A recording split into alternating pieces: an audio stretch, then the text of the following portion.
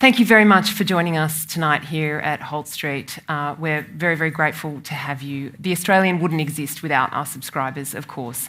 And tonight in the room we have some people who have been subscribing almost since we first introduced our subscriptions at The Australian, which was a big, bold move nearly 15 years ago now. Nobody else was doing it in the Australian media, but it was an acknowledgement that journalism, like the kind of journalism that we do, is expensive and it's highly valued by our audiences. It costs a lot of money to send people to the Middle East, for example, and we're incredibly grateful for your support. Our job is to serve you, or our audiences. We're highly attuned to what you like and what you don't like.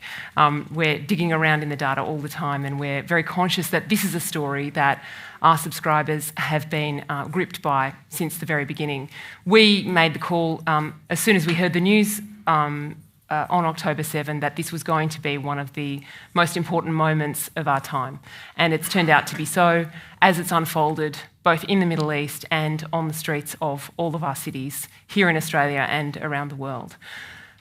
We also have with us tonight some of our newest subscribers and watching on the live stream as well. And those are people, I suspect, who have joined us because of our coverage of this conflict and what's going on around the world. We're really grateful to you for subscribing, and we hope to keep bringing you the kind of journalism you want. Tonight, I'm joined by Yoni Bashan, who is actually a margin call columnist in the business section, but has a side hustle as our Middle East correspondent. And I think, in fact, has found his calling as a foreign correspondent. Yoni was in Israel barely 72 hours after October 7 and remained there for many months, has been back multiple times. Jeff Chambers is our chief political correspondent and has himself just returned from Israel as well. So we have their insights fresh from the conflict and their analysis about what happens now and what happens next. Later in the evening, we'll be taking your questions. When I look at my iPad and my phone here, I'm not looking at Instagram. I am reading your questions and keeping an eye on the time. So we'll start, I think, by talking about what's happening now. I think it's clear that there's an unfolding humanitarian crisis happening in Gaza as Israel continues its effort to eliminate Hamas's senior leadership and to eliminate the tunnel network that is under Gaza that has enabled that terrorist network to thrive. The eyes of the world are on Rafah at the moment as we wait to see what is going to happen in the next few days and weeks. And some of those Hamas senior leaders remain at large.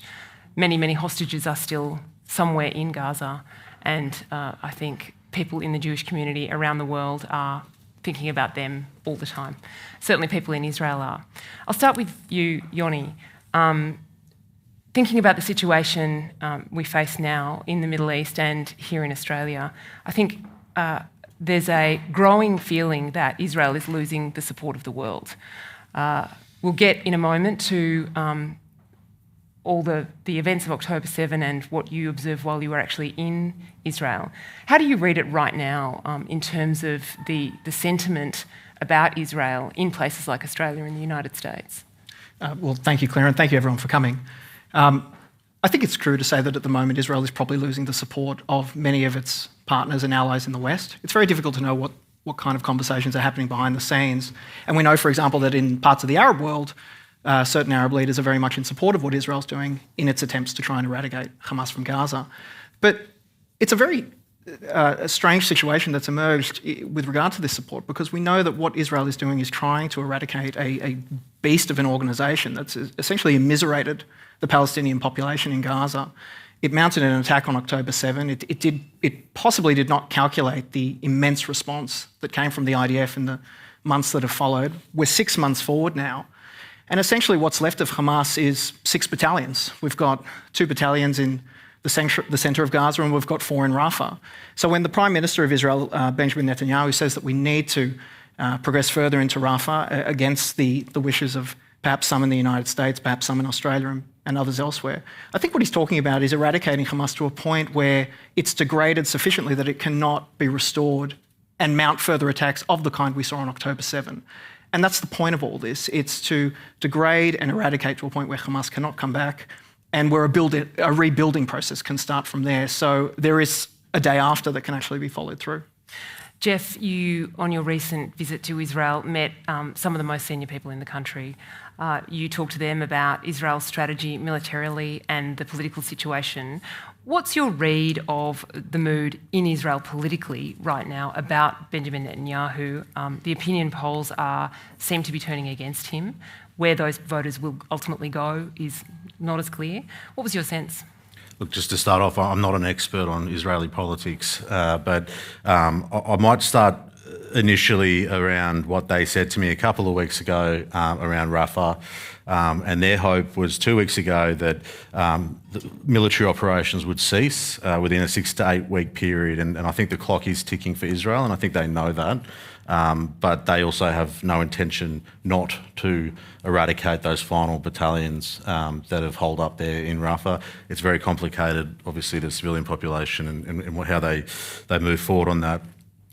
In terms of the Prime Minister, heard conflicting views. Some of those close to him saw this as potentially an opportunity to salvage some of his legacy. A Prime Minister that sort of built his credentials on being strong on national security, and that has obviously faded away from him in recent times. So there's differing views. It's obviously on the ground. A lot of people are shocked and despaired by the intelligence failings. That's well covered. Also, that initial IDF response and the flat-footedness of that. And that will all be borne out through inquiries that will happen. But some people that I got to speak to over there said that he would not last by the end of the year. Betty Gantz had obviously gone to Washington, and his name keeps popping up. Obviously, again, not an expert, but it seems quite a complicated system there. And those close to him said, well, look, he's the right man for the job right now. I guess we there's so much pressure bearing down on him. And there's all these elections around the world. It's not just looking at Gaza, Hamas in isolation. It's looking at Ukraine. It's looking at Russia, China, Iran, obviously.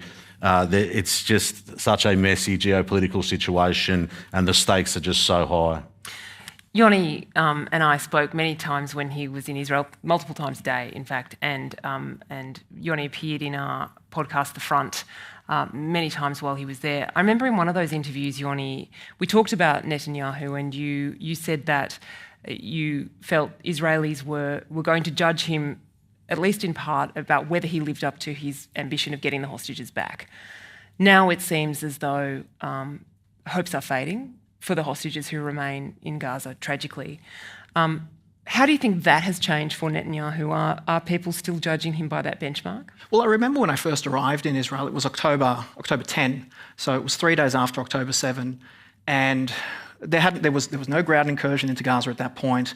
There were very limited airstrikes that were going on in Gaza, merely to take out the rocket launching locations that were located in the region. Because you have to remember, after October 7, there were still thousands of rockets being fired into Israel on a daily basis, and that naturally forced Israelis to run to bomb shelters every 15, 20 minutes, depending on where they lived. But I remember the sentiments clearly on the ground in relation to Bibi. So arriving there at that time, we had just come through, when I say we, I mean the country of Israel, had just come through months and months of incredible protests that were happening in the centre of Tel Aviv in relation to the constitutional reforms that he was intending on pushing through. And what was really remarkable about the sentiment was that the second October 7 happened, all of the anger and the anguish about those reforms seemed to melt away, and the country kind of came together in this really resilient fashion to fight back and to volunteer and to show their support either for the people of the kibbutzim who'd been attacked, or for the soldiers who were readying themselves to fight. But to answer your question more specifically, I mean, I think at this point in the conflict, we're roughly 6 months in. I don't think there's any. I think you could stand in Tel Aviv and throw a stone, and you would not be able to hit a person who is supportive of Benjamin Netanyahu. Now, rightly or wrongly, people have very strong opinions about the Israeli leader and the efforts that have been made by the IDF in Gaza. But I think at this point there's really no saving his leadership. And the question that's really being debated right now in Israel is whether to hold elections sooner rather than later. Bibi's argument is there shouldn't be an election until well after the operation in Gaza is concluded. To hold an election now would hobble the country for a number of months and essentially give Hamas a victory of sorts. So he's arguing that Israelis are very much behind the IDF's war and that there should be no change of government. And I think most Israelis generally agree that there should be some continuity of that leadership, whether they despise Bibi or not, and I think the majority of people do. But I think that's roughly where we stand. I don't really see a pathway for Bibi to remain as leader once all is said and done. You were taking off for Israel as the protest at the Opera House was happening on October 9, a moment that I think shocked many Australians and led I don't want to say a movement, but led a trend, I guess, of Western cities being consumed by displays of anti-Semitism. Have you got the sense from, well, first of all, were people talking about it when you got to Israel? And October 9, that is, at the Opera House in Sydney. And what's the sense within Israel of the anti-Semitism that we're seeing on the streets of cities like Sydney? Well, the first thing I'd say is that the only conversation I was having with Israelis when I arrived in Israel was, "Oh, you're from Australia. What's going on at the Opera House?" Everyone had seen the footage. Everyone was talking about what they'd seen, and people were very upset in Israel and very confused, in fact, about just why these people were chanting whatever it is they were chanting. We don't need to go into the precise words that we used, but at the very least, it wasn't very pleasant.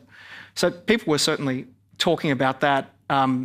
And wondering, indeed, what a journalist from Australia was doing in Israel, because the two countries are very far away from each other.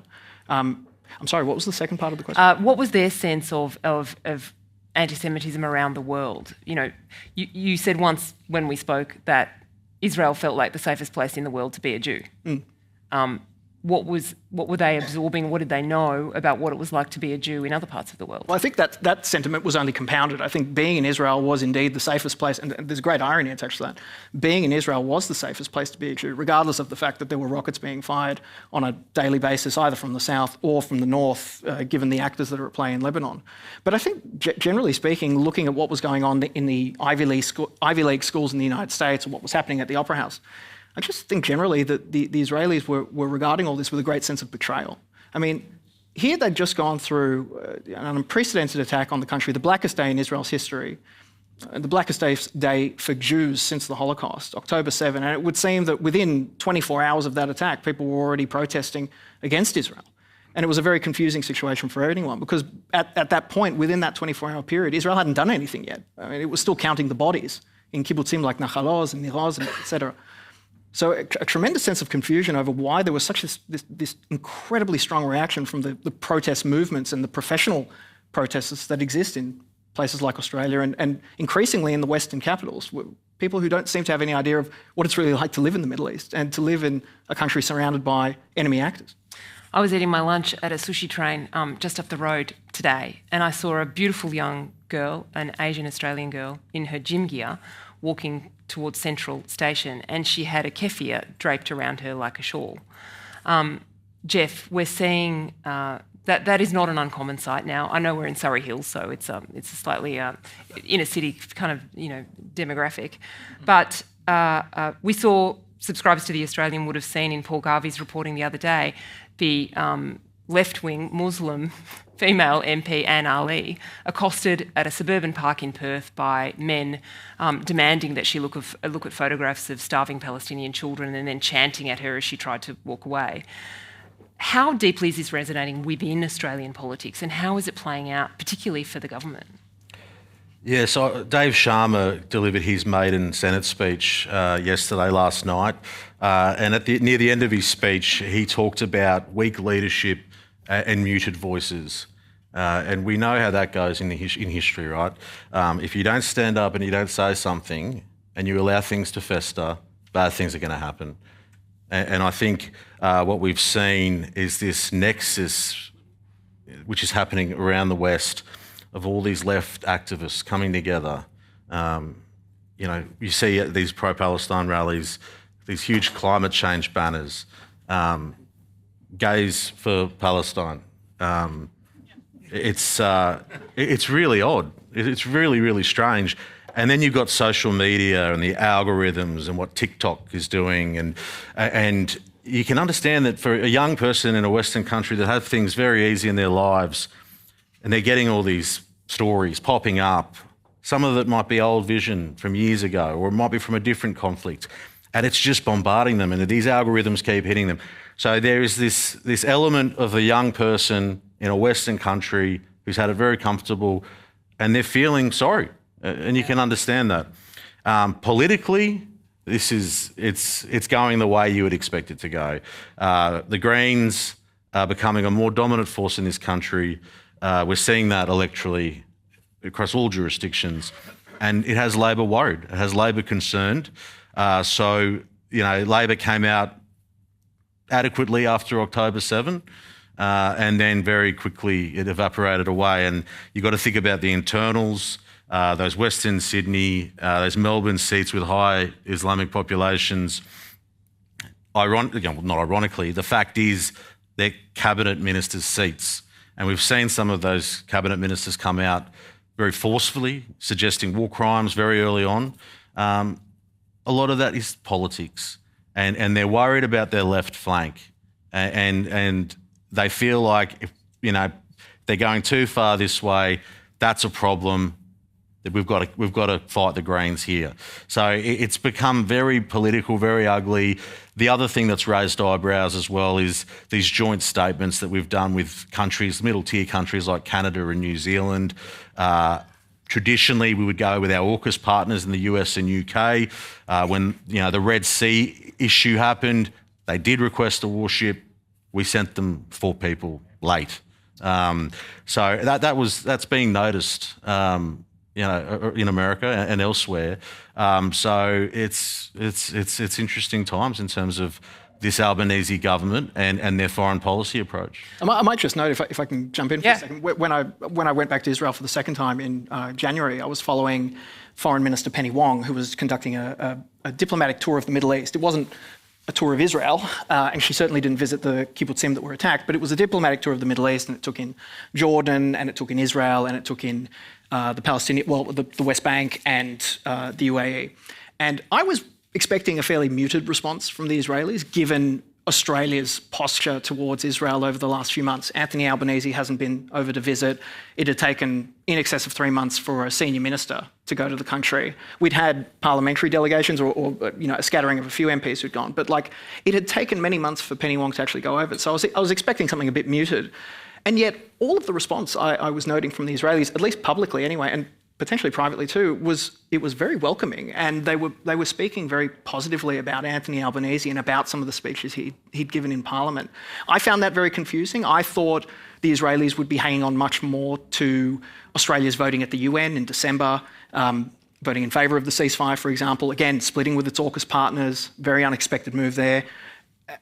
A very strange calculus at play. The messaging that I got was Israel, they're a very self-sufficient nation, a resilient nation, and they're just concerned about the fracturing in the West and the lack of strength that they're seeing. And I think we do have elections coming up, and there's a lot of things domestically that play in this space as well. But they're just very concerned, and it's sort of.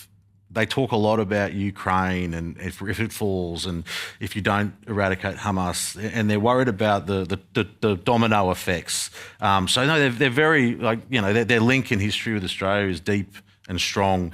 I think it's just that broader anxiety about where is the West landing when it comes to us. Is Albo going to visit Israel? Is Penny Wong? Look, I've heard that, and I reported this, that Peter Dutton, I think, will be heading over in April, so it looks like he will get there ahead of the Prime Minister. There's been some delegations. There was a couple of Labor MPs, Josh Burns and Michelle Ananda-Raja went in December, but it was telling that it was noted that Penny Wong didn't travel south. That was something that I think that a lot of people thought that she probably should have done. And really no good explanation for why she didn't go. I mean, it was sort of backgrounded that there was no time. I just find that extraordinary. Have you had any indication of why Anthony Albanese hasn't gone to Israel yet? No indication. I remember I was at the White House and I asked a question of the Prime Minister there. This was at a time when he couldn't get a response from Benjamin Netanyahu, and there was a lot of things happening here at the time. And I think he was like, I can't remember the number, but it was like the 130th leader that finally got contact. He had been talking to the ambassador. There was contact that was going on, but it didn't start well. And there's been a lot of decisions made subsequent, which I guess play into that decision making, but I haven't heard anything about a visit to Israel. Yeah. I'm reading your questions here on Slido, and don't forget, if you want to ask a question, it is through Slido. I will ask the questions, and that you can scan the QR code that's here if you're in the room. If you're watching the video, you can click the ask button that's just below your screen. Jeff, the thing that the protesters were haranguing Anne Ali about in that park in Perth was the pause on funding to UNRWA, the United Nations agency delivering services on the ground, and that's because a dozen or perhaps 15 UNRWA staffers are accused by Israel of being directly involved in the October 7 attacks. How much soul-searching was there in the government about that decision to pause the funding and about the decision to restore it, which of course has now happened? It seemed pretty symbolic. Other countries took the route where they did a pause. A government official, I won't identify, but they described it as fog of war, which was a bit concerning because it's like there's either facts or there's not facts. Yeah. And you could say fog of war on both sides and therefore never make a decision on anything because we don't want to know. And this is taxpayer money that's going out the door for a very long time, for a very long period. The evidence is clear. And I think any Australian would expect that if our money is going out the door, that a thorough audit or something, in terms of value for money, or where is that money going and is it going to where it needs to be going, should have occurred. But yeah, I don't think anyone was surprised at the speed of that announcement, which I think was earlier this week. That very quickly devolved into conspiracies and disinformation, Yoni, about people defending the idea that people who work for UNRWA might have participated in the attacks on civilians on October 7. What's your sense, having been to Gaza, of what the likelihood is that an agency like UNRWA employs people who were involved? Well, I think it's undeniable. I think we have ample evidence of it. There's video footage, there's social media posts from the people who were involved, there's Israeli intelligence briefings that I haven't been privy to, but the United States has. The United States itself has said that it's satisfied that this has occurred. I don't know what more evidence people need to know that this is a broken organisation. And I'm not sure whether it's a mistake or not for the money to go to UNRWA now. A lot of people are making a very big deal about the $6 million that was announced. That was announced when I was in Israel. But actually in the days after October 7, $10 million was announced for UNRWA. No one's talking about that. I don't know if that funding was suspended or not. So I think that funding got out the door, from my understanding. Right, exactly. Yeah. But we're not talking about that. We're talking about this symbolic $6 million that was announced. And I remember when it was announced at the time, the question I asked the foreign minister at a press conference at the King David Hotel was, what assurances can you give the Australian public that this money is going to be managed carefully? And the response was, as you would expect, all strings attached, then this will be managed accordingly, and we expect the money to be used for what it's intended for. And conversations have been had with Palestinian leaders about that. But it all seems very perfunctory, because it would seem that once the money leaves the Australian taxpayers' hands and it's given over to an agency like UNRWA, it kind of disappears into the ether over there. And we know what happens when aid money goes to Gaza. This is the greatest tragedy of Gaza. It's been given so much money, millions and millions and millions of dollars over so many years, and since 2007, we know what that money has been used to build. It hasn't been used to build a civil society. It's been used to basically co-opt and usurp the civil society to turn Gaza into a military stronghold. That's what it is. It's just tunnel systems and rocket launching sites and tunnel shafts leading into those systems. And now you have Joe Biden, quite tokenistically, I think, announcing the wharf, the jetty that he's going to put in there. And I read a story today, I haven't verified it myself, but it said and this is what you'd expect when it's in Gaza, that I think Qatar or Egypt said, oh, we want to use this company to build it. And that company obviously has links with Hamas, right? Because that's the government, that's the society, right? So messy. It's a very, very messy situation. It is messy, and to some extent, this may surprise people in the audience. Like, I do have a level of sympathy for the fact that you can't escape an affiliation with Hamas in Gaza. It's almost impossible. It's a thuggish, autocratic regime that prevents any form of free speech or protest or collaboration. There's no free media in Gaza. I recently heard a story about a prominent journalist from Gaza who has become very critical of Hamas now that he's actually left the territory, because to do so while he was in there would have incurred the obvious consequences. So I do have a level of sympathy for the fact that if you want to build anything in Gaza, it has to be done under the auspices or with the imprimatur of Hamas. A little bit like in other countries, you cannot escape being associated with, for example, the Chinese Communist Party if you're living in China. These are the sort of dead ends that people have to deal with living in these regimes. That's not the reason why so many people in the Australian streets, like my friend with the keffiyeh, are sympathising with the people of Gaza. I think that it's a much more superficial sympathy for some people. But that is the real reason to sympathise with the people of Gaza, isn't it? That they're living in a one-party state. They're a subjugated population. They have been for a very long time. But incredibly, the polling out of Gaza and in other parts of the West Bank, I should say, is that there's tremendous support for Hamas. And there's tremendous support for what occurred on October 7. And this, for me, kind of observing the fallout and the outcomes of what happened on October 7 is so confusing. I mean, on the one hand, you have the Palestinian Authority criticising Hamas for what occurred and basically saying, you idiots, look what you've bloody done. Not in those words. And on the other hand, you've got the people who are living under this regime and who I said earlier are being needlessly immiserated by it, who are voting in favour of re-electing Hamas in extraordinary numbers.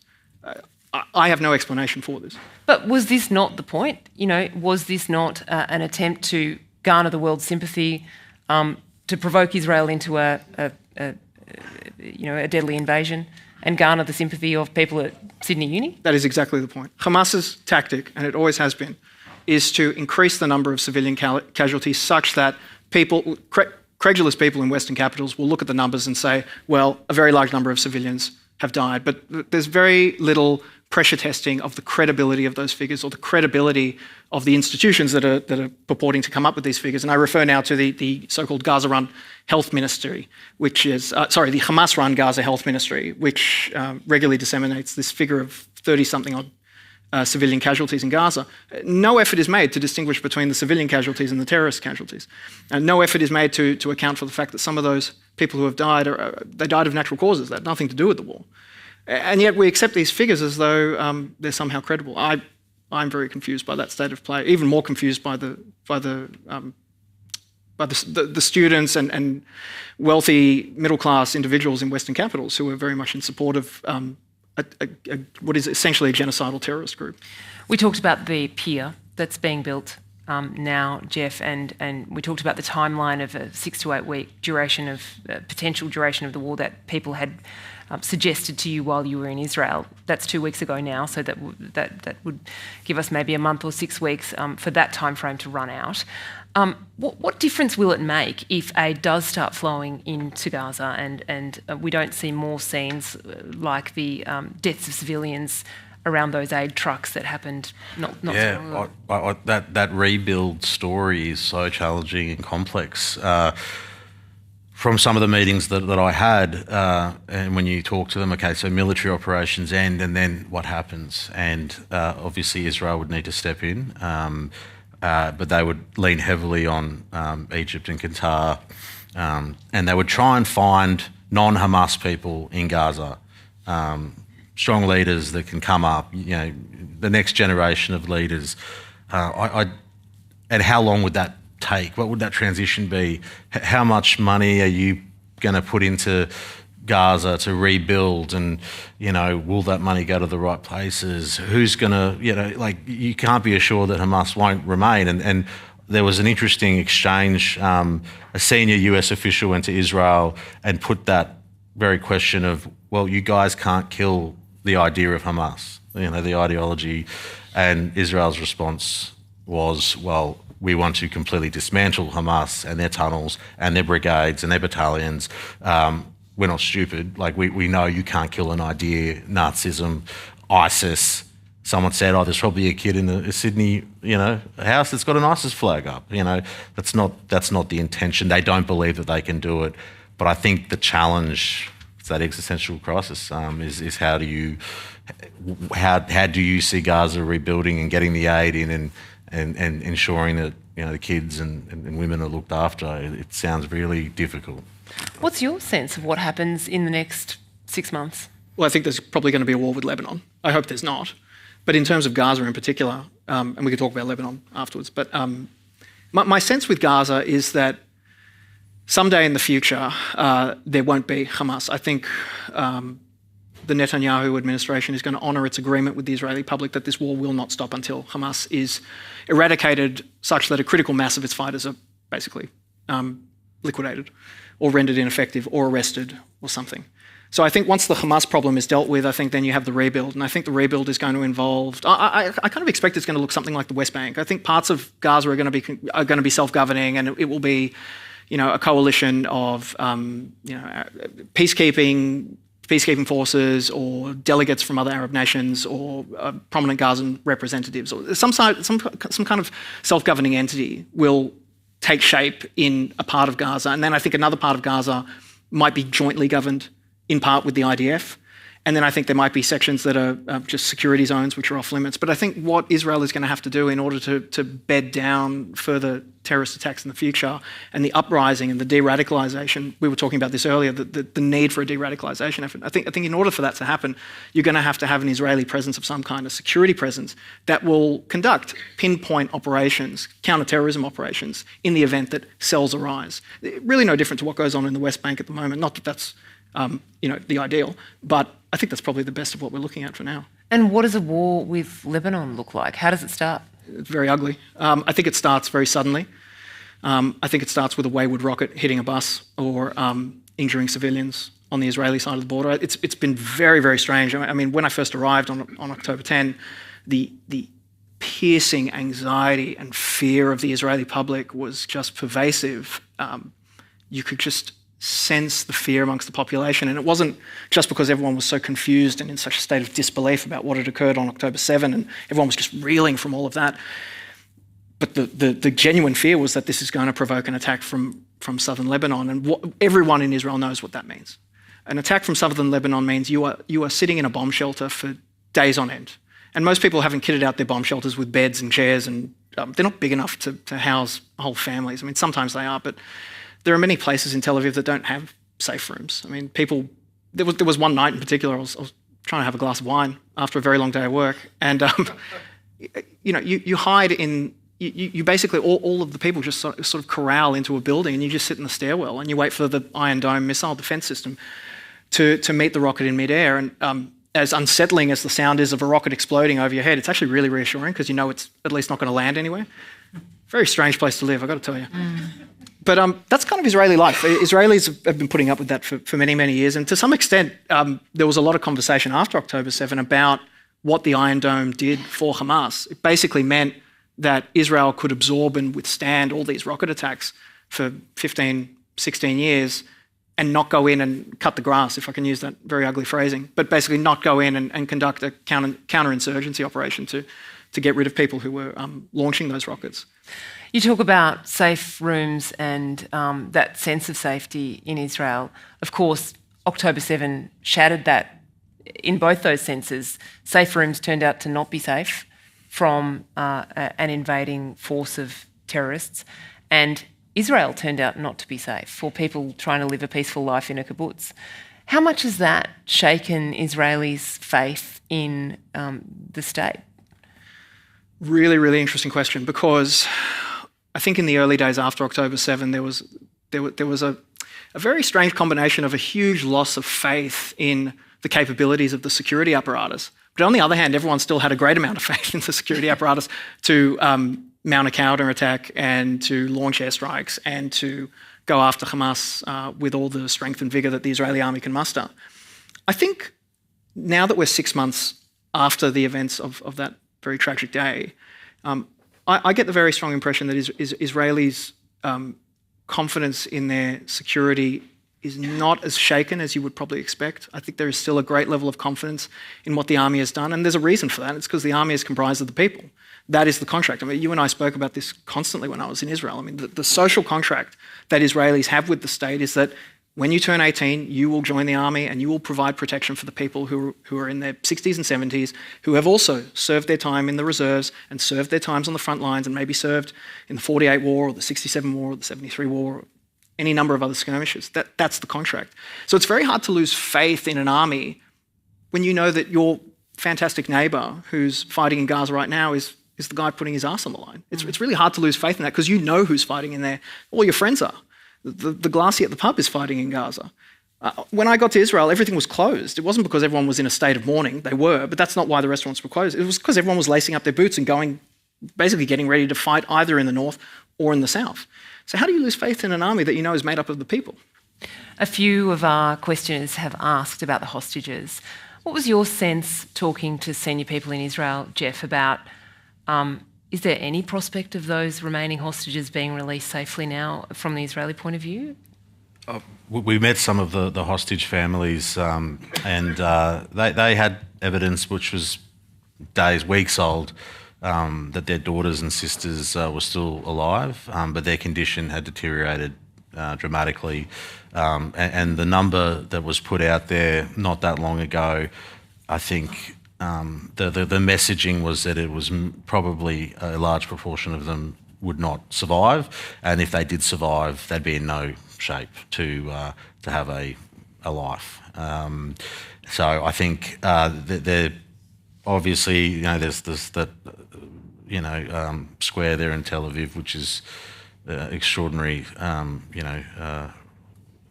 memorial, but also a beacon of hope for families. But I think it has got to a point now where they are going to finish the job, and I think, well, this is what I was told, and they'll do anything it takes to get hostages out, but a ceasefire would mean then, well, Hamas is not eradicated, and that's the mission ultimately. But yeah, I heard tragic stories about what some of the hostages went through, and some of their fates as well, which is just absolutely awful. And I think this day and age, I was saying this before to you both, people forget so quickly.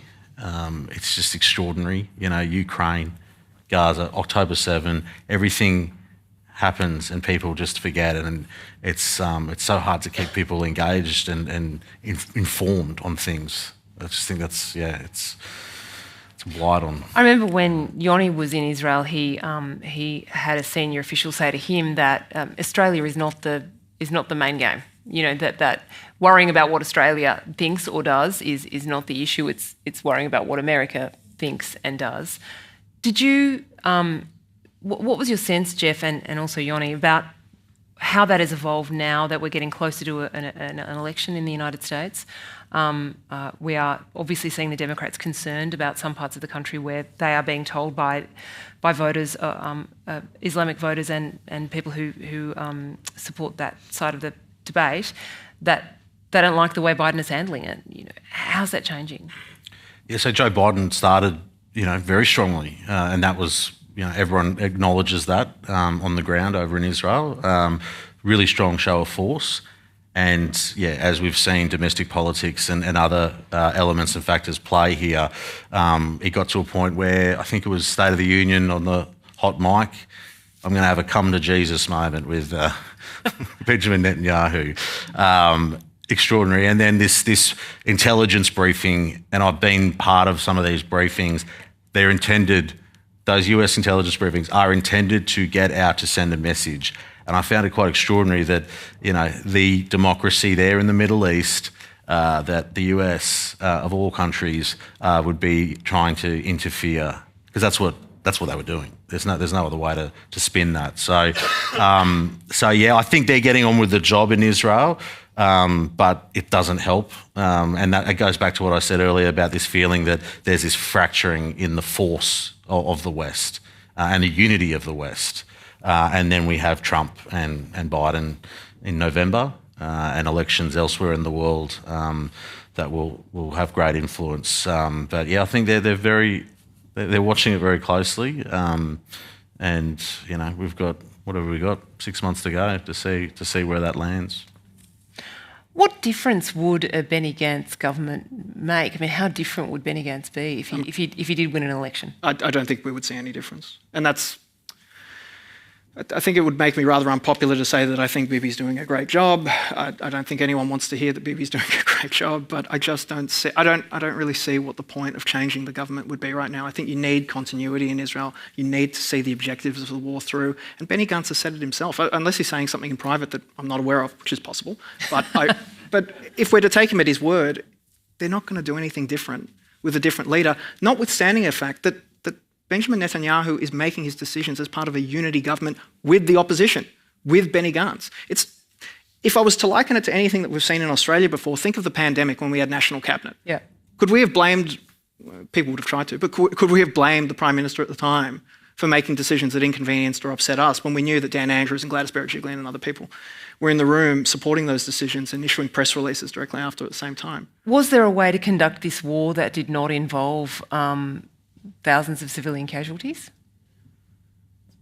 I think, it's a really good question, and I think the answer to that is, the answer is yes, and it would have been if Hamas had not subverted every rule of law that we know and that we expect armies to adhere to.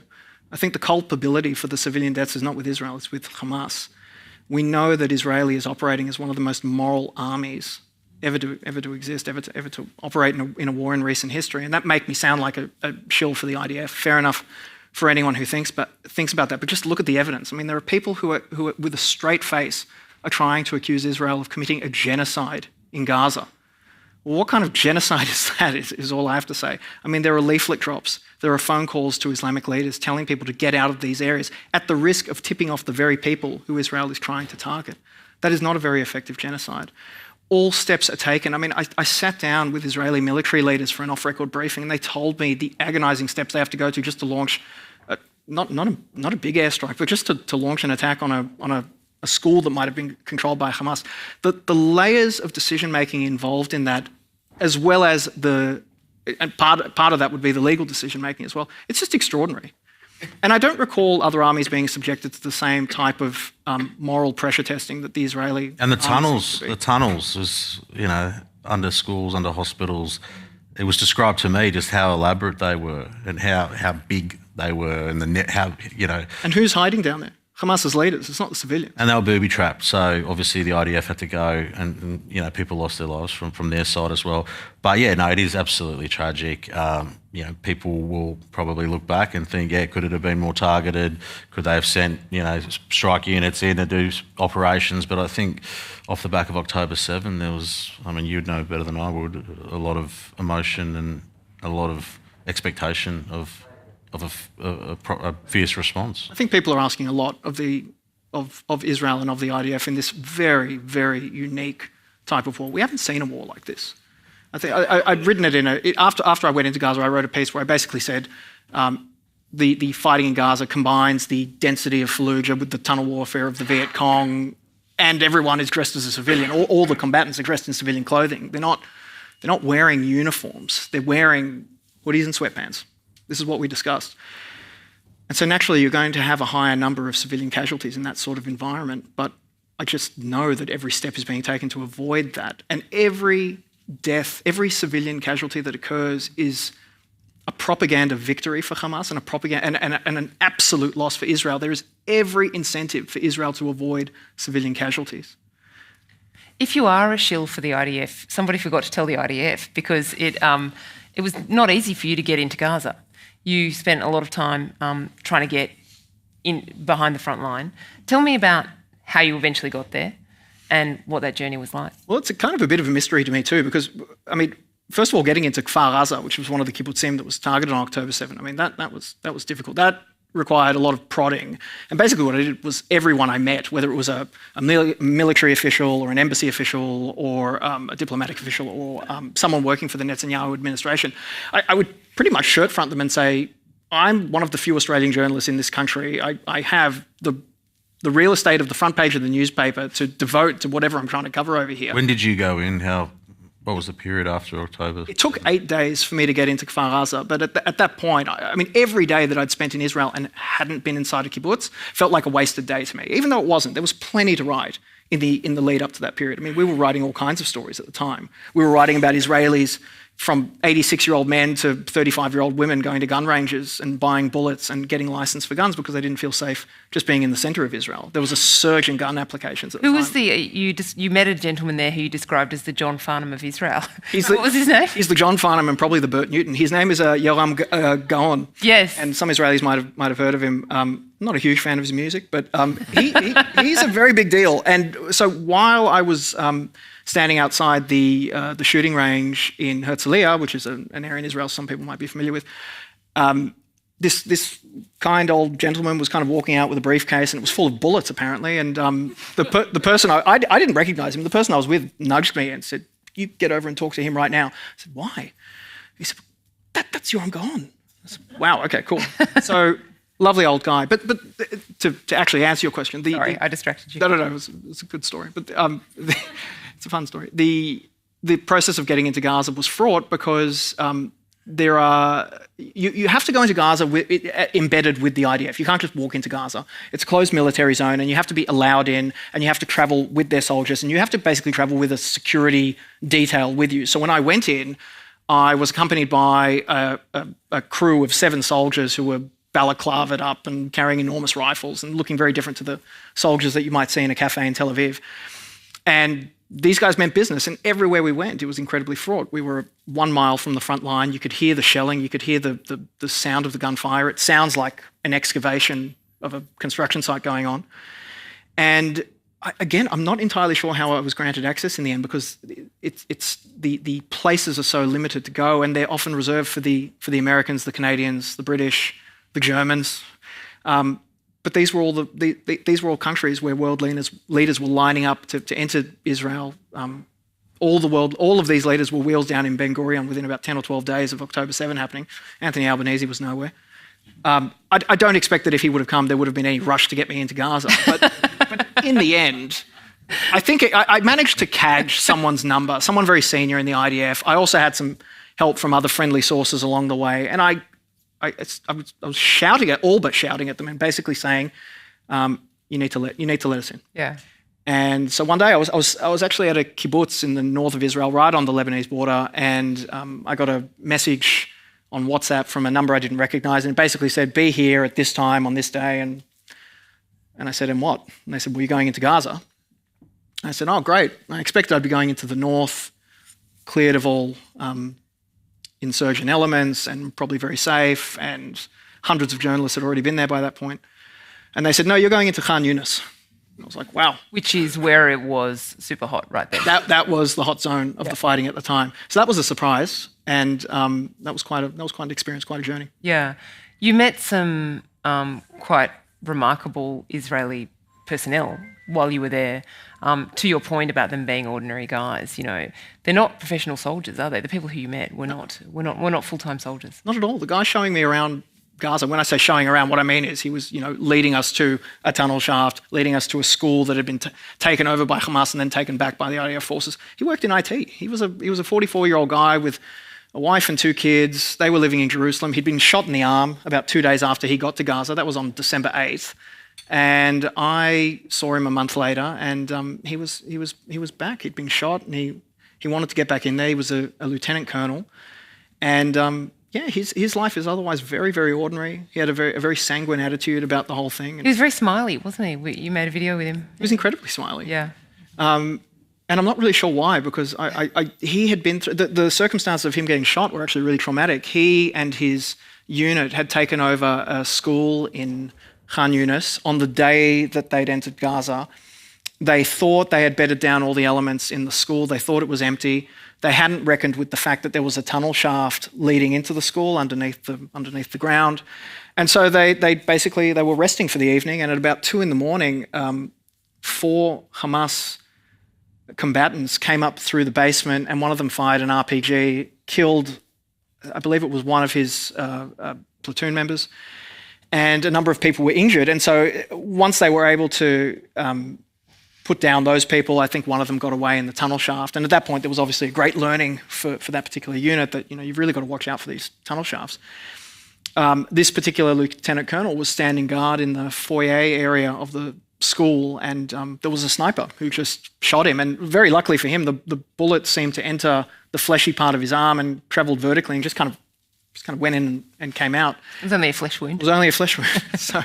So he was out for a week, and then he came back. I don't know if I got shot. I don't know how quickly I'd be rushing back into battle myself. But, he was a brave guy. Yeah, he was. A lot of our questions are about Iran. And that's something that we don't hear protesters talking about here in Australia. It's very binary, the kind of conversation that we're having in Australia, both on social media and in real life. What's your sense, Jeff, of the way the Australian government is looking at the broader region and talking to our allies and those countries about their role? Yeah, so it's concerning. I won't tell you my source, but it's a very connected source in terms of the Defence Strategic Review and the change in posture. And that posture goes to, well, the Middle East is not where it's at. It's about the Indo-Pacific. Being brutally honest, we just do not have vessels that are in the water. They're either in maintenance or they're not operating, and that we have to just ruthlessly prioritise our assets in the region. I don't know, or that's not shared by Hawks and others in the national security community in Canberra. And that national security community under this government is being completely upended. We've moved more towards sort of a DFAT posture, Treasury posture, away from that national security posture, which was very strong under the coalition. And yeah, I mean, to go to your point around the Middle East, and we saw this with the Red Sea decision. The 4 people that we sent, that they were going anyway. What's your view about why we didn't send a vessel? Is it that we just did not have one that was capable of being sent, or is there actually another reason? No, I think that is a very big part of the reason. Yep. And when you don't have much, or I guess we're building everything over decades and decades and hoping that something will be built at some point. It's a bit of a... I'm kind of sick of writing stories about, some new Hunter frigate. Oh no, now it's a different one, and they're going to be built by another country, and we're going to modify them. Yeah, it's concerning. Yeah, it's very concerning. Yeah. So yes, I just don't think that the days where we were right in there with the US, with the Gulf War, and that kind of time is completely different now. And it's probably right that we are focused on the Indo-Pacific, but then you're sort of jolted by seeing the Chinese foreign minister here. I'm not saying that's a bad thing. It's hard to get a read on the fact that the Albanese government know the concerns around cyber attacks and around military build-up and around the Xi Jinping regime, and then we're sort of meeting and rolling out the red carpet. It's a confusing time, I think, in terms of politics. Yeah. What's your sense of the role of Iran right now, and Israel's feelings about it, and what Australia can or should be doing? Well, I think Iran's role in this is fairly plain. It's arming the militia groups in Syria, Iraq. It's empowering and clearly arming the elements in southern Lebanon, namely Hezbollah. We don't have the full facts of what role Iran played on October 7. I think all the indications is that it was heavily involved. There's evidence that there were people travelling between the two countries, and all sorts of green lights were being given. I think, I'm not saying anything new. I'm not a geopolitical expert, but I don't think it's any great controversy to say that Iran poses one of the greatest threats to the Middle East. It's one of the reasons why Israel and Saudi Arabia were so close to signing a peace treaty. I mean, there is no other greater incentive for those two countries to come together than the threat posed by Iran. That's about the best I can do. I have a question for you, though, if I may. Oh, yeah? I wanted to know a bit more, and perhaps there are people in the audience who want to know too, just about our editorial decision-making at the time of October 7 and the months leading forward. Like, what was the vibe like in the newsroom? And it was a really complex, fast-moving story. We didn't always have all the information. Basically, how did we cover this story? Yeah. Well, many of our newsroom leaders, of course, are here. Editor-in-Chief Michelle Gunn and digital overlord Scott Henry, who was... digital was an incredibly important part of this story for us. Of course, our print paper is the place where we break a huge number of our stories. It's an extremely valuable product to us, but we took the view, I think, from the very beginning that this was a story that needed to be covered 24/7. And so Scott's mornings were consumed with the Israel live blog, which we maintained for months and months and months and months. And long after other media outlets had kind of moved on or had decided that their audiences had had enough, our audience clearly had not had enough. They wanted as much as we could give them. And it enabled us to publish the best reporting from the ground, from Israel, from reporters on the ground in Gaza, and from the Wall Street Journal, from the Wire services, and we just published as much as we could. And I think an important thing, I was talking to Michelle Gunn about this earlier, about our decision making. And one of the important things that I think the Australian did was attribute everything we reported to its source. You will have noticed that, at a certain point, some media organisations stopped referring to a claim by the Hamas-run Ministry of Health, for example. And now you might see in some media outlets just a report that the Ministry of Health says something. We were careful from the beginning and throughout to report that the source of our information was the IDF, or it was the Hamas-run Ministry of Health, or it was the Israeli government. And I think that's been a really important principle in the way we covered it. We aim always to be balanced and to give our audience what they are seeking. We know that we sold more print papers in parts of Sydney where communities live who care about this story. Clearly it was something that resonated with you guys. I hate to give myself the last word, so I'm going to ask Yoni one more question that has come in. How did you go back to the front line of margin call after returning from the harrowing real front line of Gaza? And is it more dangerous here? Well, first of all, that is a very thoughtful question. Whoever thought to ask concerned about you?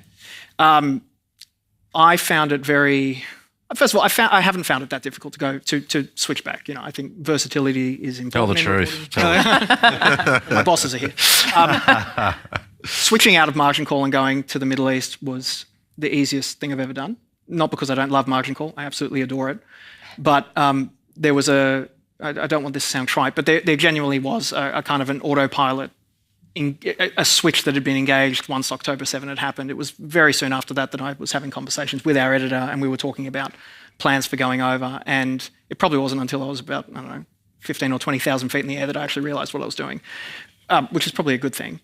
Coming back, it was a little bit harder because, you spend many months absorbing a lot of stories from people. For example, I was spending a lot of time speaking to the families of hostages, but also survivors of October 7 and the family members of those people.